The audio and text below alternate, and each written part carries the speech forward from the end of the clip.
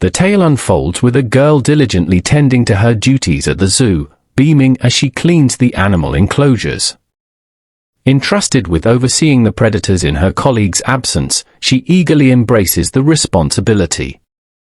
Her admiration for these creatures, captivated by their allure and strength, adds to her joy of working at the zoo, even in a cleaning capacity. Amid her contentment, a sudden encounter with a prowling panther startles her. Before she can process what's happening, she awakens in a forest, bewildered by the sudden shift from her zoo duties to this unfamiliar setting. Despite assuming she might have been relocated to a safari zone, the environment doesn't match any known zoo landscape. Strangely, she realizes she's transformed into a crow, a development that shocks her given the usual beliefs about reincarnation. Frustrated by this transformation into a common bird, she grapples with the cruel twist of fate and the challenges of a crow's diet.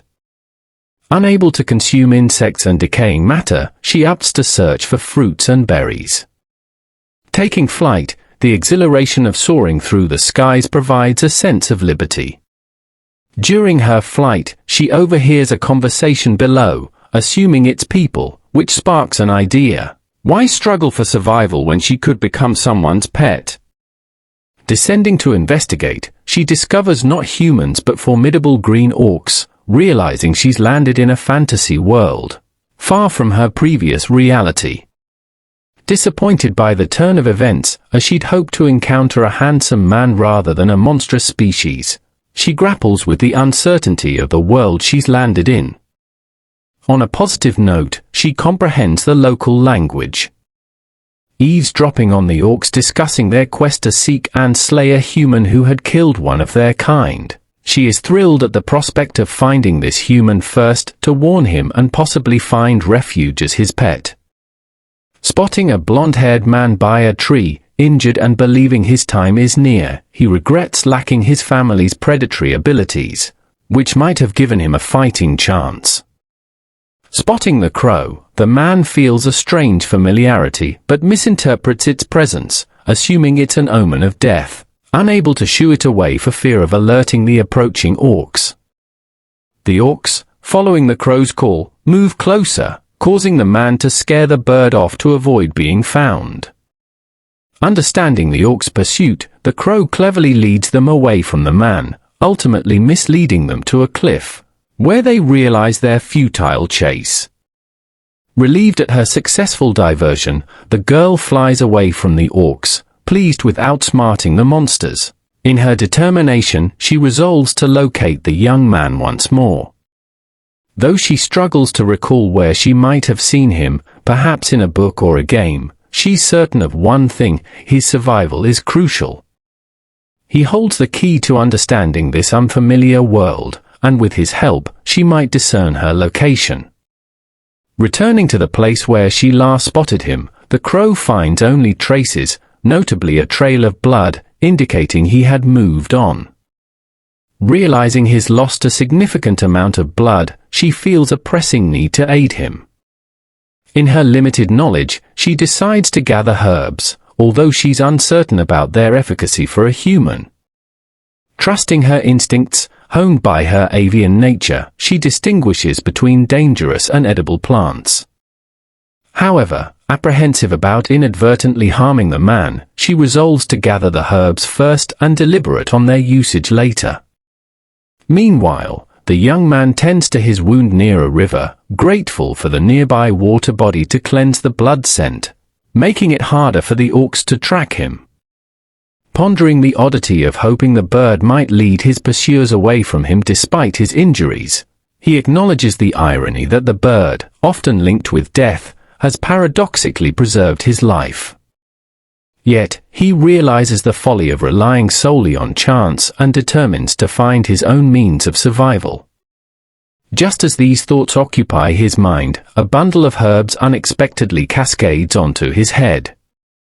Perplexed by their sudden appearance, he recognizes their potential. They are herbs known for their clotting properties, crucial for stemming bleeding.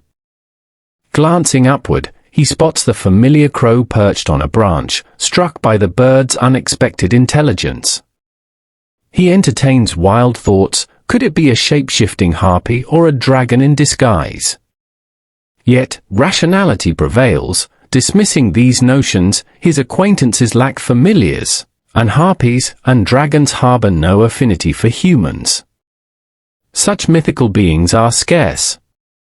As he busies himself with bandaging his wound and donning his jacket, a shower of berries descends before the crow lands on the ground, calling out loudly.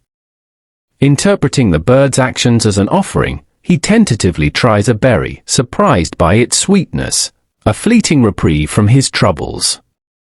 Thus commenced the peculiar shared life in the forest between a young man named Kamet and the main heroine, inhabiting the body of a crow. The bird proved invaluable, bringing medicinal herbs and forewarning danger, while the man provided sustenance by catching and cooking fish and rabbits over a fire, nourishing the crow. The girl found solace in not having to subsist on insects and decay for some time. Before long, the young man bestowed a name upon the crow, Ryan, an act that filled the girl with a profound sense of tranquility, akin to being called upon by the most renowned singer on stage. She couldn't help but feel bashful when the young man cast a smile her way. His tender gesture of stroking her head left her nearly melting, developing an attachment that mirrored his own. Previously encircled by false friends ready to betray him at any turn, the young man never fathomed encountering a creature so genuinely and selflessly supportive. He longed to abandon the life at the castle and remain with Ryan indefinitely.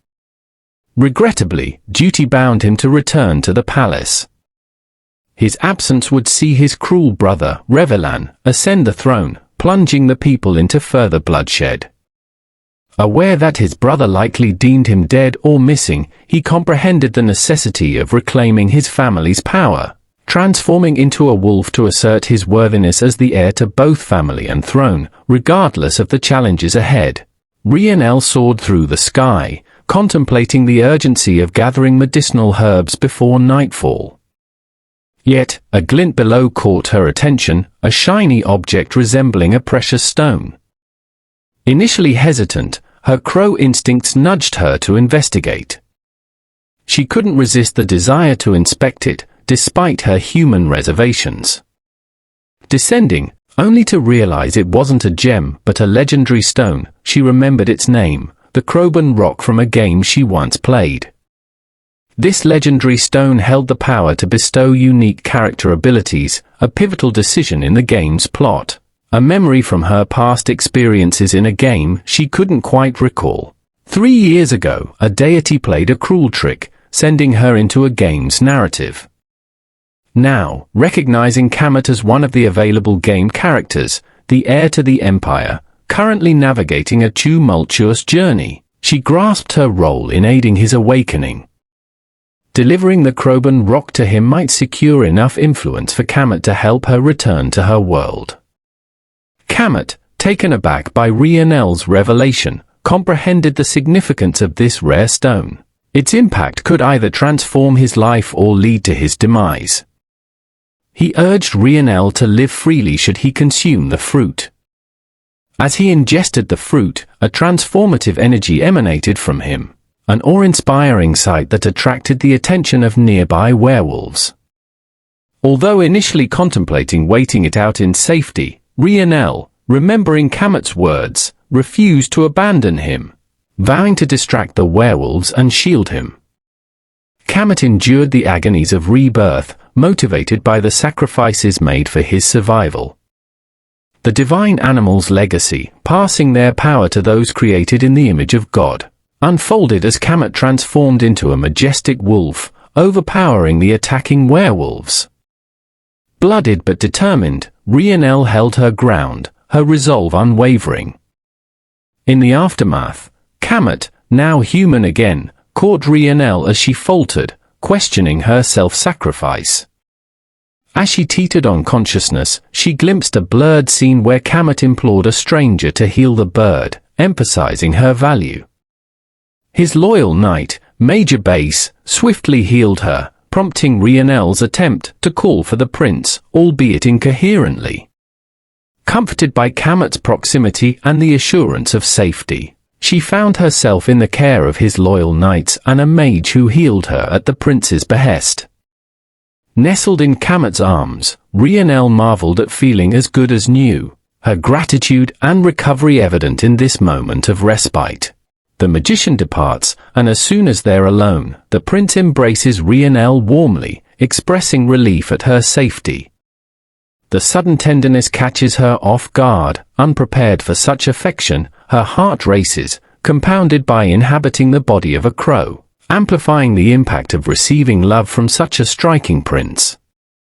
The thought of him finding a human companion stirs a painful fear within her, contemplating the agony of witnessing that scenario. In a whirlwind of emotions, the crow unexpectedly breaks free from the prince's embrace, leaving him concerned he may have squeezed too tightly. While she mourns her fate and rages at the deity for not making her the main character, the prince apologizes, vowing to handle her with more care in the future. He acknowledges the bird's pivotal role in saving his life and achieving his transformation, expressing immense gratitude and a deep sense of debt. Realizing her existence is a breach of the rules, she vows not to allow the prince to form any other attachments, even contemplating dealing with any potential rivals herself. Perching on the prince's shoulder, she senses his contrition, believing the bird has forgiven him. Their moment is interrupted by a visitor, Knight Delanos, a character from the game whom she vaguely recalls as a loyal warrior.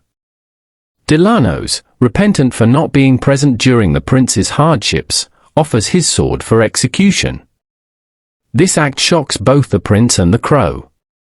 The prince values loyalty but doesn't wish for such extreme sacrifices, appreciating Delanos's loyalty to the prince, not his treacherous brother.